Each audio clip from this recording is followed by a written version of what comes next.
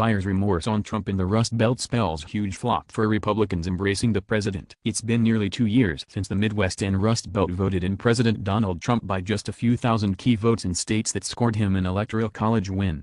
The Toronto Star interviewed women at a Walmart in Johnstown, Pennsylvania. All 4 women voted for Trump and all 4 are voting for Democrats in the midterm election. The Star explained that most of these women weren't all that excited about Trump, but they wanted nothing to do with Democratic challenger Hillary Clinton. The voting bloc has quickly become the disenchanted Trump voter supporting Democrats. Did not like Hillary. You should be able to vote for someone that you really are behind. It wasn't the case, said 67-year-old Mary Vanetsky. I really thought once he was elected, he would become more presidential and represent our country a little more honorably. Unfortunately, that hasn't happened. She went on to say she was supporting Senator Bob Casey, DPA, because he's been good for our district and she doesn't like Rep. Lou Barletta's, RPA, negative campaigning. Anita Partridge, a 57-year-old registered Democrat, voted for Trump. She said that she's disappointed with the way the president has behaved. By contrast, she's pleased with what Casey has done for her state. I actually voted for Trump, but I wish I wouldn't have, she confessed. Just the way he acts and the things he's done. I couldn't vote for Hillary either, so I thought I'd give him a chance. Meanwhile,